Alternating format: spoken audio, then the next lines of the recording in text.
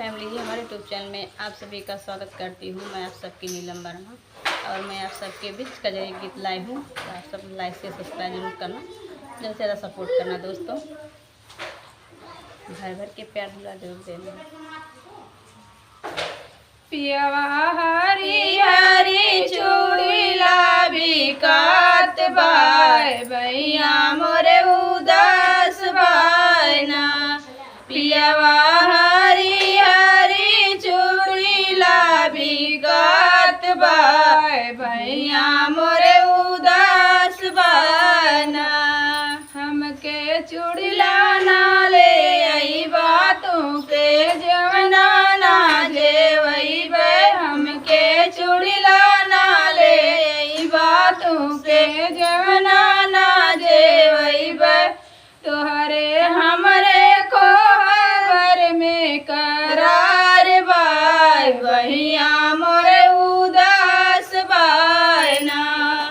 तुहरे हमरे कोहबर में करार बाय भैया मोरे उदास बाय ना। तुहरे हमरे कोहबर में करार बाय भैया मोरे उदास बाय ना। पियवा हरी हरी चूड़ीला बिकात बाय भैया मोरे उदास बाय ना। पियवा हरी हरी चूड़ीला बिकात बाय भैया मोरे उदास बाय ना। हमके चूड़ीला ना ले आई बातों के गेड़ुआ ना घूटई बे। हमके चूड़ीला ना ले आई बातों के गेड़ुआ ना घूटई बे। तुअरे हमरे कोहबर में करार बाय भैया मोरे उदास बाय ना। तुअरे हमरे कोहबर में करार बाय भैया मोरे उदास बाय ना। पियवा हरी हरी चूड़ीला बिकात बाय भैया मोरे उदास बाय ना। पियवा हरी हरी चूड़ीला बिकात बाय भैया मोरे उदास बाय ना। हमके चूड़ीला ना ले आई बातों के बिरवा ना जोरई बे।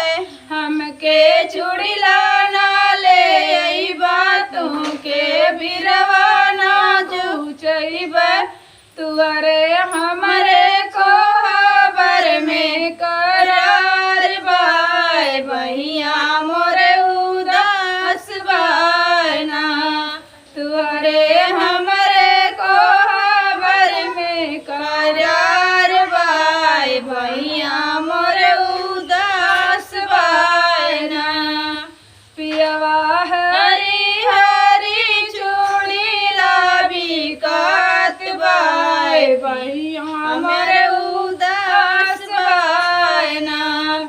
पियवा हरी हरी चूड़ीला बिकात बाय भैया मोरे उदास बाय ना। हमके चूड़ीला ना ले आई बातों के सजिया ना सोई बे। हमके चूड़ीला ना ले आई बातों के सजिया ना सोई बे। तुअरे हमरे कोहबर में करार बाय भैया मोरे उदास बाय ना। तुहरे हमरे कोहबर में करार बाय भैया मोरे उदास बाय ना। पियवा हरी हरी चूड़ीला बिकात बाय भैया मोरे उदास बाय ना। पियवा हरी हरी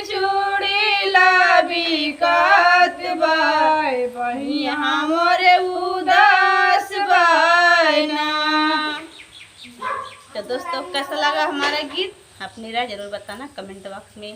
नमस्ते दोस्तों।